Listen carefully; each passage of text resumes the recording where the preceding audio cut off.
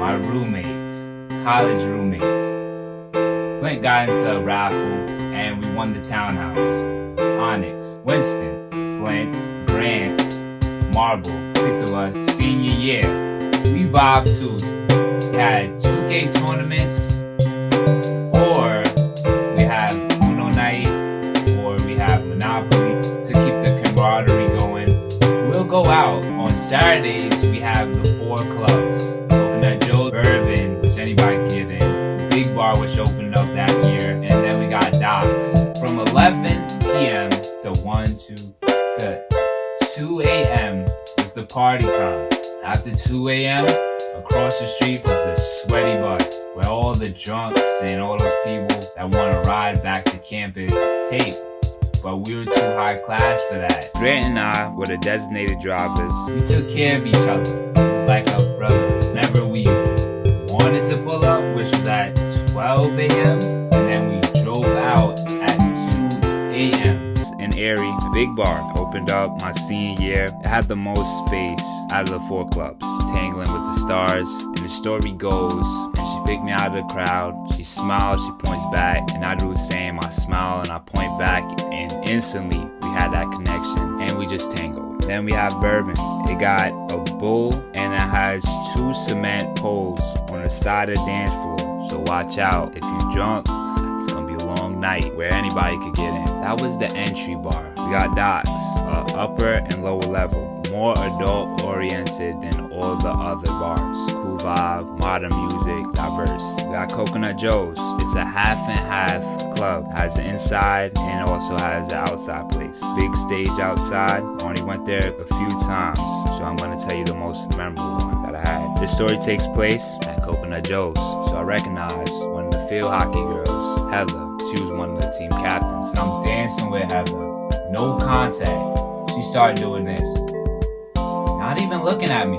I'm like, it's either one or 2 things. It's either this is the way that she grooves, or she's probably pointing up to the stage and her man is up there, so she's trying to give me the hint without actually telling me, hey Silver, my old boy's up there, you better watch out. So then I get the hint and I try to put the puzzles together, and I realize it was just the way that she danced. Audience, I told you I hung out with Gardner, and we also just hung out, we'll just say regularly.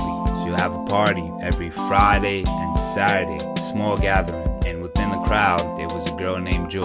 Alright, she seemed real cool. We had a club atmosphere. When you carpool, you gotta leave together. When you don't carpool, you can leave whatever time you want to.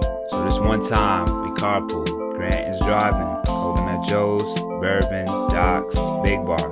So we chillin' at Big Bar. Now when you usually go to a club, you usually stay with who you arrive there with, and you huddle around and you post up, and you chill and you look at the seat. And here we are, Winston, Grant, Silver, and Flint. All of a sudden, we see Joyce. None of my other roommates recognize her, but I notice her. And the vibe was, I'm the messenger, I want to hook up my friend with Grant. So fast forward, we end up driving them back to campus. Grant is driving, Flint is in the passenger seat, and then Winston was on the left side, and I was on the right side. Now, a friend is blank because in this story, it doesn't matter what she looked like. We're talking about Joyce. He doesn't want her. She just kept on rambling. We dropped them off. I thought it was the end of the story. So real quick, Coconut Joe's was not open. Bourbon we didn't really like.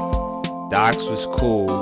We went to Big Bar, right? They had all the throwback jams. I made my way from the dance floor and traveled all the way backstage where the smaller bar was at. All of a sudden, Joyce and friends said hi to me. It was a song playing. We're relatively close, but we're making no contact. She had a purse in one hand, she had a drink in the other hand, and the story goes like this. So I'm there with Joyce, and there's no contact at all while we're dancing. So then we walk out together. So then, as I'm walking, she keeps on asking me continuously, have you been drinking? Are you sober? I get in my car and I'm up to here with it.